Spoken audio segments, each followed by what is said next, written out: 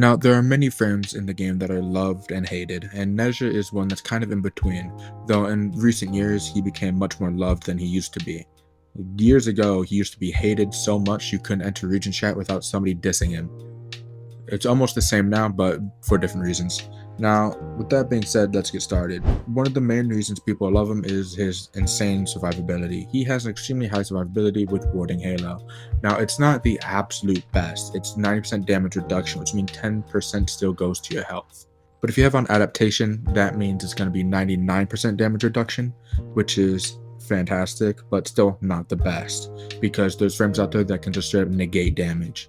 But when you cast it and when it goes away, you gain damage and vulnerability for a second, which means that you're going to want to keep it low as possible so you can just keep getting that damage and vulnerability over and over again. That also works for anti-stagger because warding Halo also prevents knockdowns, which means you're not going to have to put on any anti-stagger mods, which is just amazing. And now, on top of his just high survivability, he has nice speed and mobility as well, with his passive increasing your slide by 60%, making you 60% faster in a slide, and then going 35% further. You have an insane amount of speed and mobility.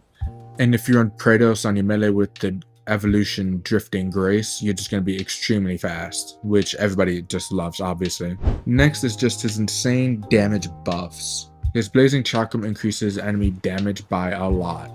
So once they're affected by blazing chakram, they'll take much more damage than other enemies by an insane amount. The buff is amazing, and beyond just the buff, they drop more health and energy orbs for both you and your teammates. So he works as a great support with a little bit of team energy management. And then Nezha is actually just a straight jack of all trades. You can use him as crowd control, damage buffer, a little bit of healer, I suppose, or just a Warframe revolving solely around his own survivability.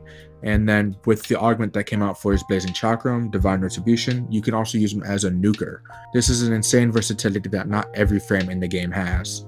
And as I mentioned, you can use him as a nuker, an insane nuker that can deal hundreds of millions of damage with ease. But of course, that's only if you focus heavily on ability strength and then pyrotechnics and all that good shit. But even without a specialized build revolving solely around either nuking, survivability, damage buff, crowd control, he's still a very fun frame. And you can build him as a jack of all trades that can do pretty much all of those without focusing too much on one thing.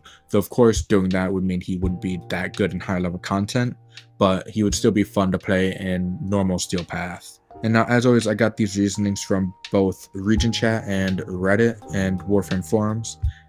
Reddit, as always, is cancer, Warframe chat is cooked, and the Warframe forums are kind of in between. But with that being said, that's just about it. Please let me know what you guys think of Nezha, whether you like him, hate him, in between.